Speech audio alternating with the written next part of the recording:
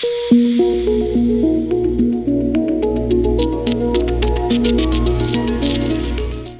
biasa. Nah, saudara-saudara, saya mau mengajarkan sesuatu secara berseri kali ini, khusus mengenai kesalahan-kesalahan di dalam pernikahan. Karena saya menjumpai ada banyak hal salah yang saya lakukan dalam pernikahan. Saya sendiri yang melakukan kesalahan-kesalahan, dan ini mau saya sampaikan supaya saudara-saudara yang melakukan kesalahan yang sama tidak kaget. Ya, ada kesalahan-kesalahan yang kita lakukan kadang-kadang karena kita tidak pernah mengetahui sehingga kita melakukan kesalahan. Saudara-saudara, mengapa saya menyampaikan ini supaya kita bisa belajar dari kesalahan. Orang bijak mau belajar dari kesalahan. Amin. Nah, sebelumnya saudara-saudara, saya sempat termakan oleh film kartun. Jadi ketika Cinderella menikah itu, di akhir acara itu ada happy ending, ya kan? Happy ending, maka Cinderella pada akhirnya menikah happily ever after. Artinya setelah menikah dia bahagia selama-lamanya. Ternyata itu omong kosong.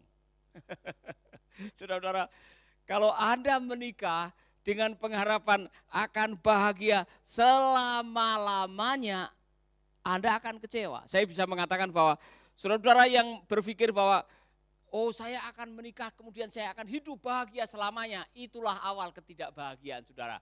Karena ada kesalahan berpikir.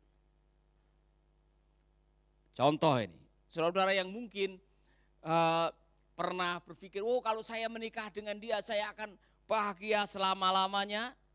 Ada seorang wanita yang menikah dengan laki-laki dan pernikahannya hanya berumur 20 hari. Siapakah dia? Ayu Ting Ting dan Henry Baskoro. 20 hari. Waduh saudara-saudara. Saya melihat ada orang yang pernikahannya begitu mewah dengan mahal harganya, dengan begitu luar biasa. Ternyata kemewahan pernikahan tidak menjamin kebahagiaan pernikahan. Katakan amin. Anda boleh menikah di hotel bintang 8, ya kan? Dihadiri oleh semua presiden seluruh dunia, disaksikan oleh semua perdana menteri. Tetapi kalau Anda memiliki kesalahan konsep-konsep yang salah, Anda bisa-bisa tidak bahagia di dalam pernikahan saudara. Ada lagi nih saudara, saya kasih tahu nih. Ada orang yang menikah dan pernikahannya hanya berlangsung 8 bulan. Setelah itu kandas pernikahannya. Itulah Vicky dengan Angelica. Ada lagi pernikahan, ini luar biasa lagi. Pernikahannya tidak berlangsung lama, hanya dalam waktu 5 bulan pernikahan tersebut pun kandas. Itulah Nikita Mirzani dengan Dipolatif. Hanya 5 bulan. Nah saudara-saudara, itulah sebabnya saya mau mengajak Anda semuanya yang sudah menikah dan yang akan menikah. Saudara dengar baik-baik, kalau perlu ambil catatan. Yang tidak mau menikah tidak perlu mengambil buku catatan. Tetapi saudara yang sedang menikah dan akan menikah, ini layak untuk didengar. Beberapa kesalahan yang terjadi di dalam pernikahan dan kesalahan ini bisa membuat Anda tidak menikmati kebahagiaan. Nomor 1, catat baik-baik ya. Believing that you will always be happy. Kalau Anda percaya bahwa Anda akan selalu bahagia dengan pasangan Anda salah konsep. Saudara-saudara, bahkan kalau Anda menikah dengan malaikat sekalipun, pasti ada bagian-bagian dalam perjalanan pernikahan Anda yang tidak bahagia. Jadi meyakini, oh kalau saya menikah dengan dia, saya akan selalu bahagia. Salah konsep. Karena apa? Ternyata pernikahan adalah sekolah karakter. Kalau saudara mau tahu sekolah karakter yang paling baik itu di mana? bukan di PAUD, bukan di TK, bukan di SD, bukan di SMA, bukan di tempat kuliah. Sekolah karakter yang paling baik adalah pernikahan Anda. Ayo kita ucapkan. Sekolah karakter yang paling baik adalah pernikahan Anda. 1, 2, 3. Mau tahu karakter aslimu seperti apa? Tanyalah pasanganmu. Mau tahu jerohanmu seperti apa? Tanyalah pasanganmu. Mau tahu aslimu seperti apa? Tanyalah pasanganmu. Karena di sanalah asli saudara ketahuan. Makanya kalau pacaran yang masih jomblo-jomblo, kalau mau sedang pacaran tampillah seasli-aslinya. Jangan suka jaim. Tahu jaim? Jaga image. Waduh, mau terkesan cantik, mau terkesan kaya, mau terkesan pintar, mau terkesan rohani. Wah, saudara-saudara, sampai dibela-belain minjem sepatu teman. Ya kan? Ada yang sampai dibela-belain pinjem baju, pinjem mobil. Padahal itu bukan miliknya, hanya mau terkesan. Wih, ternyata kaya, supaya di depan mertua Anda diperhitungkan. Kebetulan kalau dapat calon mertua yang matre, kemudian saudara pakai mobil yang paling baru, mertua mengatakan, oh silakan masuk, calon menantu. Dia tahu kalau itu mobil adalah mobil pinjaman. Saudara-saudara, saya mau mengatakan kepada Anda, pernikahan bahagia terdiri dari 2 orang yang sudah bahagia. Kalau Anda bahagia, ketemu dengan orang yang sudah bahagia, Anda kandidat untuk menikmati kebahagiaan. Tetapi itu pun tidak menggaransi. Karena apa? Yang namanya pernikahan punya musim. Yang masih single belajar ya. Pernikahan itu punya musim. Ada musim semi, ada musim panas, ada musim gugur, ada musim dingin. Dan di setiap musim selalu ada masalah. Masih ingat waktu musim semi, saudara-saudara? Waktu cintamu bersemi. Pak Roni masih ingat waktu cintanya bersemi? Di mana dulu? Dengan Bu Rina dulu jatuh cintanya di mana? Di pantai Natsepa kah atau di ya? Ya. Saudara-saudara, apa yang terjadi pada waktu jatuh cinta? Wow, ya kan? Tidak di SMS 1 menit, ya kan? Atau tidak mendengar suaranya, selalu merindukan dia. Masih ingat itu? Saudara selalu pengen ketemu, dan orang yang lagi jatuh cinta, saudara-saudara, pikirannya hanya satu, hanya kepada dia. Mau makan, ingat dia. Mau tidur, ingat dia, ya kan? Mau mandi, ingat dia. Ke kamar mandi aja nyanyikan lagunya dia. Ya kan? Nanti setelah saudara punya anak 4, kemudian masuk musim gugur, ya kan? Rambut sudah mulai berguguran, gigi sudah mulai berguguran. Yang diingat bukan lagi pasangannya. Nanti kalau sudah punya cucu, yang diingat cucunya. Mau kemana-mana ingat cucu, ya kan? Pergi ingat cucu. Umur beda, harapan beda. Maka tugas kita supaya selalu berbahagia, sesuaikan harapan dengan musim pernikahan Anda. Kalau enggak, saudara tidak akan bahagia. Amin. Jadi kalau Anda pikir bahwa pasanganmu selalu akan membahagiakan, tolong dirubah dulu sekarang. Supaya tidak kecewa. Jadi saya mengatakan, mengharapkan untuk selalu dibahagiakan oleh pasangan adalah awal ketidakbahagiaan. Kesalahan konsep itu ada dalam diri kita. Oh, kalau saya menikah dengan dia, pasti saya akan bahagia. Oh, kalau saya menikah dengan dia, pasti akan apalagi kalau saudara menikah, saudara mengatakan sempurna. Tidak ada yang sempurna. Amin. Haleluya. Hadapi kenyataan yang ada bahwa yang namanya manusia itu bisa berubah. Laki-laki bisa berubah, Perempuan bisa berubah, apa maksudnya? Bukan laki-laki berubah dari perempuan atau perempuan berubah jadi laki-laki.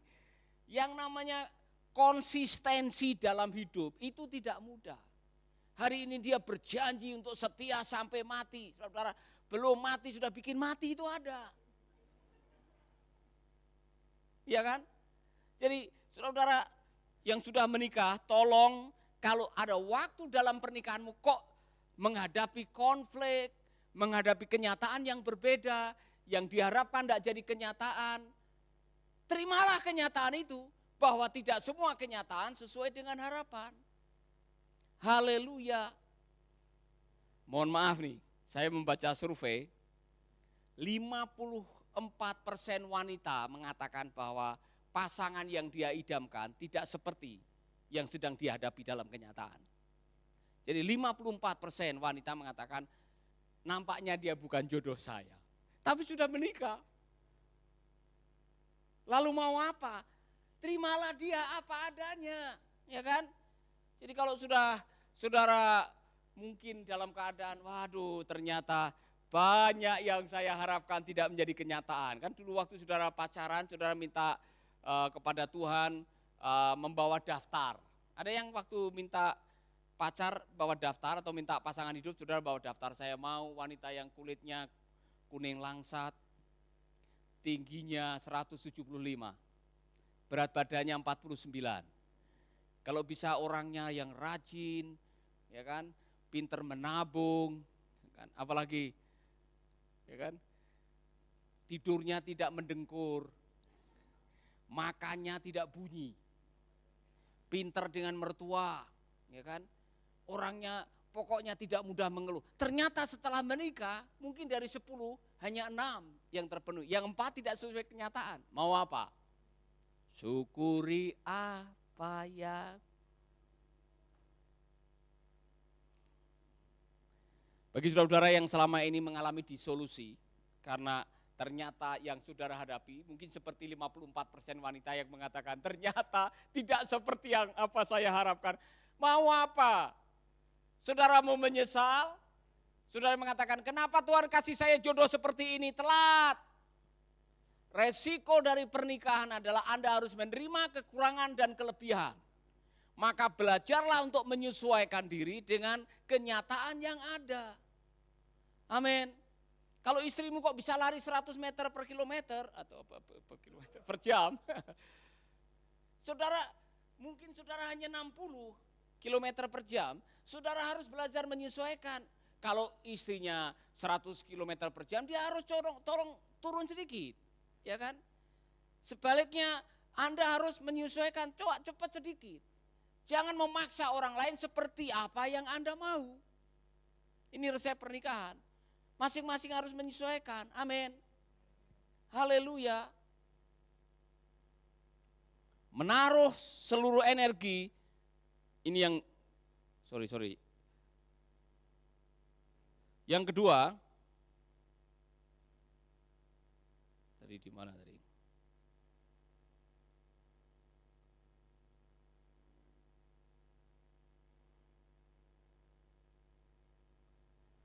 Kalau tidak salah yang kedua adalah gagal memahami harapan pasangan saudara. Jadi kesalahan yang kedua karena Anda gagal memahami harapan pasangan Anda. Gagal memahami pasangan Anda, terutama harapannya, saudara-saudara. Saudara tahu bahwa orang menikahi Anda karena dia punya harapan. Jadi apa harapan Anda waktu menikah? Pernah disampaikan kepada pasangan saudara-saudara? Kenapa saya menikahi kamu? Saya berharap kamu bisa apa? Kamu bisa melakukan ini, kamu bisa melakukan ini, kamu bisa melakukan ini. Saudara-saudara, kenyataannya tidak semua harapan jadi kenyataan. Not understanding that your spouse has expectation of you. Tidak memahami apa yang diharapkan pasangan Anda adalah kesalahan kedua yang kita semua terjadi. Bahwa saudara-saudara, saya pernah mengatakan kalau terjadi pertengkaran dalam pernikahan sumbernya hanya 2. Sekali lagi, Jangan ikut-ikutkan iblis di sini. Iblis, setan itu tidak ada hubungannya. Ya, bukan masalah mertua, bukan masalah uang, bukan masalah seksual. Kalau Anda mengalami percekcokan tidak bahagia dalam pernikahan, oleh karena, dengar baik-baik, istri mengharapkan suaminya meresponi seperti dirinya. Kenapa? Karena istri tidak paham siapa suaminya. Laki-laki itu seperti apa. Sebaliknya, suami gagal memahami istrinya, itu saja. Jadi tolong dicek yang pernah bertengkar, yang sudah menikah pernah bertengkar. Kalau ada yang belum pernah bertengkar, saya kasih HP saya. Kalau saudara mau menelusuri, meneliti penyebab percekcokan saudara, penyebab ketidakbahagiaan dalam pernikahan saudara, hanya jatuh di sini. Anda gagal paham. Anda tidak memahami pasangan Anda. Anda tidak memahami apa yang menjadi kebutuhan pasangan Anda. Saya gagal memahami dia, dia gagal memahami saya. Itu saja. Iya kan? Perbedaan ini selalu ada karena memang dari sononya sudah berbeda. Yang satu dari tanah liat, satu dari tulang rusuk. Yang satu cara membuatnya adalah to form, membentuk. Yang satu adalah to build, membangun. Iya kan? Apalagi saudara-saudara memahami makhluk yang namanya wanita. Karena wanita. Kenapa ingin dimengerti? Karena dirinya sendiri aja tidak mengerti siapa dirinya sendiri. Begini, saya bergurau sedikit. Pria-pria, Anda akan kesulitan memahami makhluk yang namanya wanita. Karena waktu wanita dibuat, Anda dibikin tidur oleh Tuhan. Iya kan? Jadi tidak paham. Ya kalau saudara-saudara, contoh ini pelajaran yang luar biasa. Nanti dalam pelajaran berseri kita akan belajar ini, terutama untuk yang masih jomblo-jomblo, belajar bahwa dari sononya yang namanya kebutuhan wanita dan kebutuhan pria itu sudah beda. Kebutuhannya sudah beda. Bukan hanya kebutuhannya beda, kelengkapannya juga beda. Saya kasih tahu, ya kan? Pria dengan wanita, jumlah sel di mata itu beda. Wanita lebih banyak daripada pria. Maka wanita itu bisa melihat yang kecil-kecil. Pria diciptakan itu seperti keker. Tahu keker? Teleskop. Pria bagus lihat jarak jauh, makanya pria pinter kalau berburu. Sedangkan wanita pinter nyari jarum. Jadi wanita digambarkan seperti kaca pembesar, ya kan? Makanya jangan macam-macam. Kamu menyembunyikan uang di mana saja, di bawah kasur atau di mana, pasti akan ketemu. Dia pintar mencari karena dia kaca pembesar. Nah, mengapa? Ya, mengapa? Ya. Mengapa Tuhan menciptakan berbeda? Karena untuk saling melengkapi. Jadi saudara-saudara yang Pak Samuel ini pernah merasa kaget waktu nyetir. Udah nyaman, tiba-tiba istri ngomong kiri. Ya kan? Iya kan?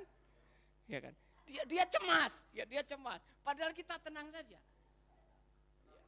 Ya kan? Aduh, samping kiri, aduh samping. Kita enggak lihat samping. Ya. Jadi wanita struktur matanya dibuat oleh Tuhan untuk lebih melihat melebar. Sedangkan pria itu jauh, jarak jauh. Ya kan? Jadi pria lebih banyak jangka panjangnya, jarak panjangnya, wanita melebar. Sehingga kalau di samping buat kita sudah nyaman, wanita sampai pegangan-pegangan begini. Padahal kita nyaman. Ya.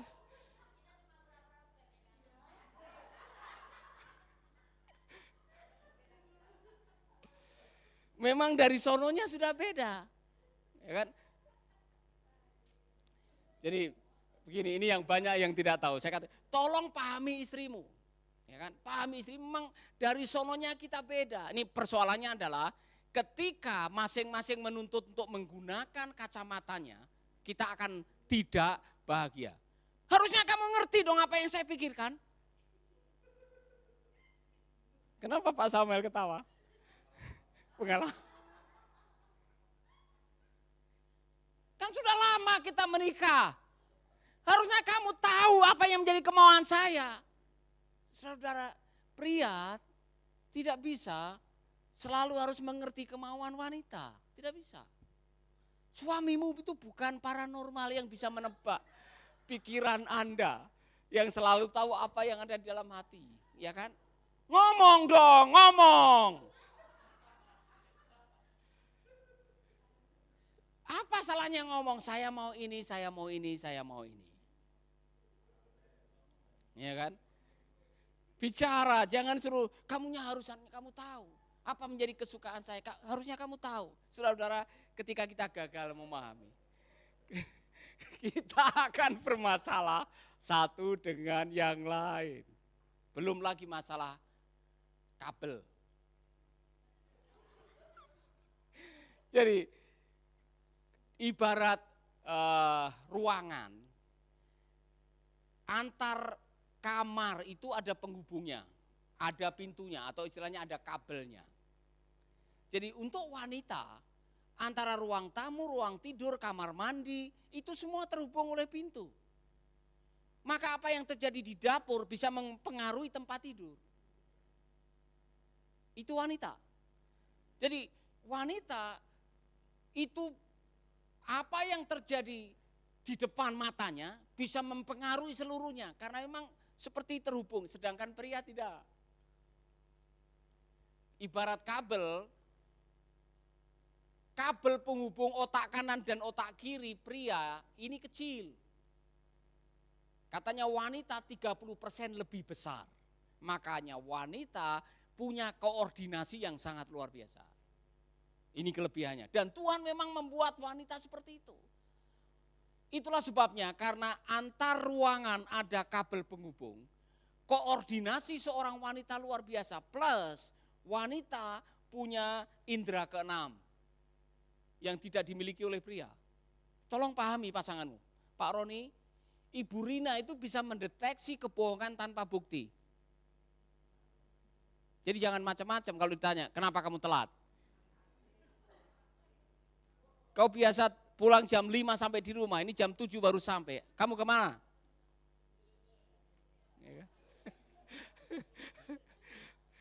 Hati-hati kalau dia, Pak Roni bohong misalkan, istrimu itu bisa mendeteksi, hanya dengan gerak-gerikmu dia bisa mendeteksi kamu bohong atau jujur.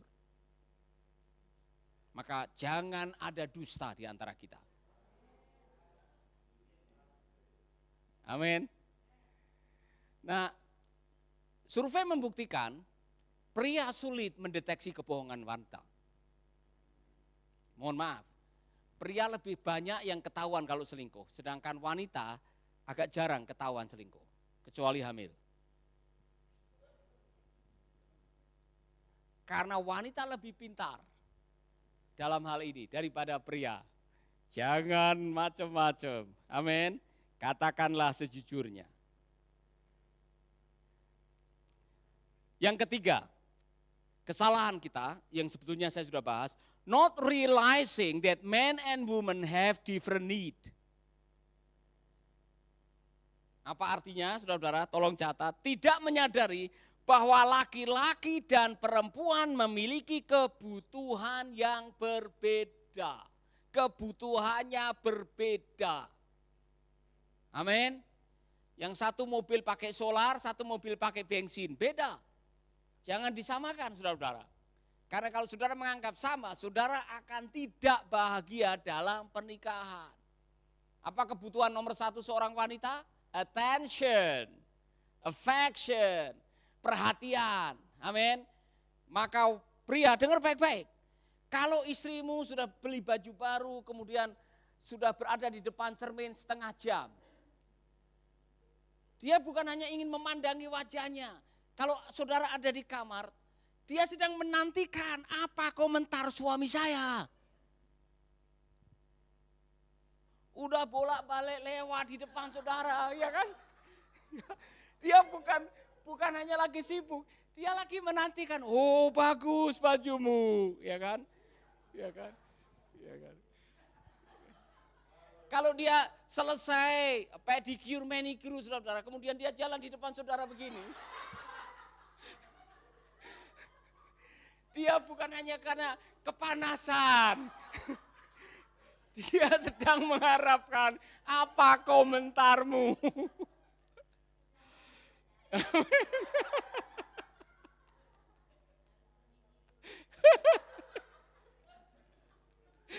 Not realizing that men and women have different needs. Ya kan? Oke. Belum lagi bahasa cintanya yang berbeda. Yang satu mungkin bahasa cintanya pemberian, yang satu bahasa cintanya adalah verbal, kata-kata. Perbedaan ini bisa menjadi masalah. Mungkin saya akan memberikan kepada Anda seperti apa yang tertulis di sini. Perbedaan-perbedaan ini kita tidak pelajari di tempat kuliah. Kita tidak belajar, bahkan di sekolah Alkitab kita tidak belajar itu. Kita belajar setelah kita menghadapi konflik dalam pernikahan, baru kita bisa tahu bahwa kita diciptakan berbeda.